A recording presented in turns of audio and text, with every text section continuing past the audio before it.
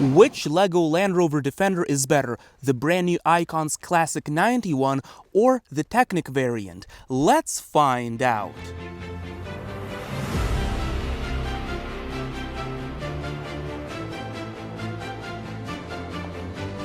This right here is truly a historic LEGO car. Despite it being a system set, it still incorporates live axle suspension. That's right, for the very first time ever, we are getting live axle suspension in a large Icons vehicle like this. This is absolutely legendary. On top of that, we're also getting a winch and working steering. This thing has so many cool features. So in this review, we will cover the unboxing experience, the building process, functions, aesthetics, and whether or not you should buy it. But first, let's start with the box. It is absolutely massive since it contains 2,336 pieces. It retails for $240 and it will be released on April 4th for everyone and on April 1st to LEGO VIP members. We get 15 numbered bags as well as a white envelope that contains the tiny sticker sheet as well as the informative instructions, which contain a bunch of cool facts about the history of the Land Rover Defender, the design process, and much more. The first bag is all about building the accessories of the car. These will eventually go on the roof rack, and I honestly have no clue what this yellow tool is. We also have these Technic bricks, which are awesome. The second bag is where the actual building process of the car begins. The chassis is formed by connecting some Technic bricks together. Next, a system plate is secured to the bottom, and we add some 2x2 plates stacked on top of each other, followed by adding a bunch of larger plates. Some 2x12 plates are added on top for reinforcement, and then we add some Technic bricks with linkers. Two of these suspension modules are built up, which are completely made out of Technic using 0 system elements, and they are secured onto the chassis. We add another small Technic module to the car, which will be responsible for the steering. It is secured with some 1x2 Technic bricks. The same suspension modules are connected to the front side of the vehicle, and we simply add some more plates to the chassis. The first bag is complete.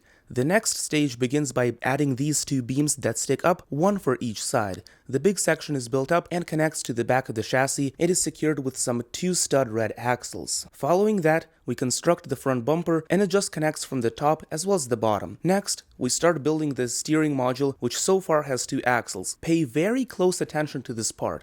According to the instructions, you can put the steering wheel on either the left side or the right side, depending on where you want this car to drive. If you want the steering wheel to be on the left side, which is how I'm building this car, then simply put the Technic brick module on the right side, while the solid system module goes on the other one. Then, we add the gear that will connect to the steering wheel. The module gets flipped around, and a universal joint with an axle connects here. Following that, we simply connect the section that will sit behind the steering wheel. This whole part just connects to the front, and then we stick an axle through here along with a 12-tooth gear. We add 3 pedals: gas, brake, and clutch. Fun fact, I recently drove a manual transmission car for the first time. Some control sticks are added here, one for the transmission, while the other is for differential locking. These seat modules are built up and they attach to the inside of the car, and the steering wheel is connected to the car. Then we build up more of the interior. These 5 modules are created, which are all about the front of the car. First, the front left fender is added, followed by the respective headlight. We do the same thing on the other side, and we add a central module to reinforce the bumper. We build this section here, and it connects to the top right in front of the steering wheel. Next, we build up 2 doors, and they attach on both sides of the car. The car is starting to look phenomenal. The following hinged section connects here, and it will be responsible for the openable hood. Then, the windshield is attached, along with a rear view mirror on either side. This bag is constructed, and it connects to the back right of the car. We add a smooth section here on the side, and we reinforce everything here on the top with a bunch of plates. We connect some brown pieces here, giving that feeling of premium leather. Everything is smoothed out on the other side, and then we add the seat backs. Some smooth tiles are added here, and then we add an openable rear door here. We do pretty much the same thing on the other side, and we also add the leather seats here. After we finish up this part, we build up the 2 seat backs for the front, and they attach right here. Next, we connect the rear section to the white roof, and this whole thing just connects to the car. The car looks great so far, and now we start on the single most interesting part of the building process, which is all about building the live axles. Am I building a Technic set right now? It certainly feels like it. The live axles simply connect here to the car and we reinforce it with some linkers. Now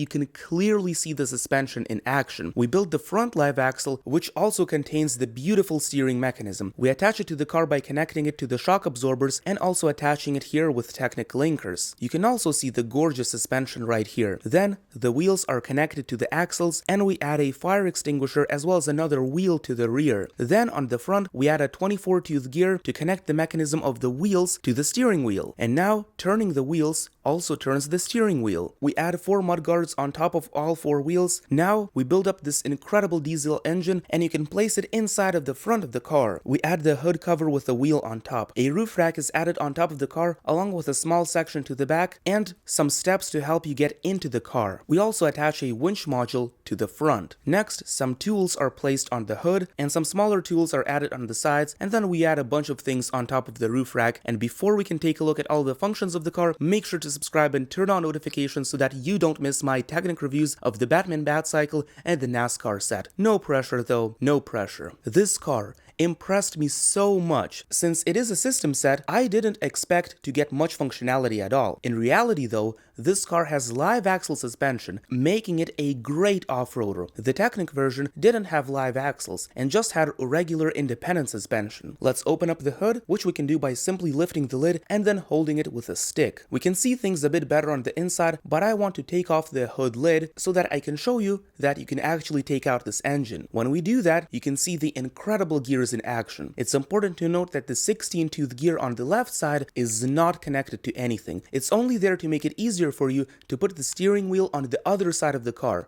It doesn't serve any mechanical purpose. Now we can put in the V8 gasoline engine instead of the diesel one. That's right, you actually get 2 engine options in this car. Personally, I prefer the diesel engine since it has the fan as well as the red belt and it just looks cooler. Of course, we also do get openable doors on this car and you can look at the steering wheel turning. By the way, the door at the back also opens and we will take a look at what's inside in just a second. In order to take a closer look, we have to take off the roof rack and then the whole top section off. This area has some seats facing each other, and of course you can use this area for storage just like a normal trunk. The front section of the interior also looks great and is highly detailed. The Land Rover Classic Defender 90 also comes with a winch, which is absolutely awesome. You can use this winch to pull the Technic Defender. Unfortunately, the winch in the Icon's Defender has no locking mechanism, so you can't pull anything heavy unless you hold the winch. Furthermore, it is attached very poorly, just with stud clutch power and nothing more. Simply pulling on the winch can make it fall off, which is rather disappointing. I wish it were attached in a better way. The winch in the Technic Defender is located on the inside, it is secured in a much better way, and it actually has a locking mechanism. The incredible thing about this Classic Defender is that you can customize it and make different versions out of it. Let's start by taking off the winch module and replace it with a license plate. Then, after removing the roof rack, we can take off these black attachment points and replace them with smooth green pieces. Then we need to take off the hood cover, simply remove the wheels and the tools. On top of these studs, we can add a bump to simulate a bigger engine inside. Or you can even remove the bump entirely and just have a completely smooth hood. This is certainly the best version from the driver's perspective since it provides the best visibility. Although in general, my favorite version is the one with the bump on the hood but without the roof rack or the winch. I gotta say,